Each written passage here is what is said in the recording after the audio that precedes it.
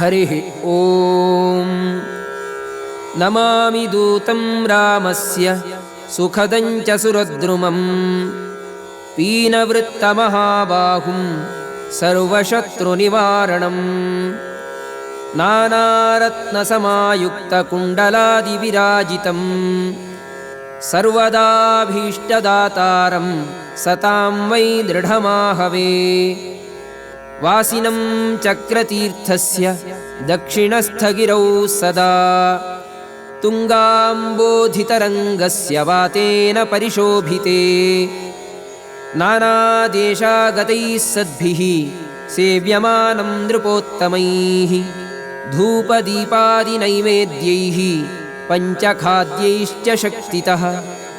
भजामि श्रीहनुमन्तं हेमकान्तिसमप्रभं व्यासतीर्थयतीन्द्रैश्च पूजितं प्रणिधानतः। त्रिवारं यः पठेन्नित्यं स्तोत्रं भक्त्या द्विजोत्तमः वाञ्छितं लभतेऽभीष्टं षण्मासाभ्यन्तरे खलु। पुत्रार्थी लभते पुत्रान् यशोर्थी लभते यशः विद्यार्थी लभते विद्यां धनार्थी लभते धनम्। सर्वथा मास्तु सन्देहो हरिः साक्षात् जगत्पतिः यः करोत्यत्र सन्देहं स याति नरकं ध्रुवम्।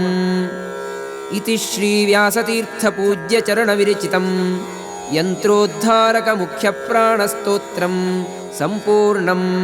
श्रीकृष्णार्पणमस्तु।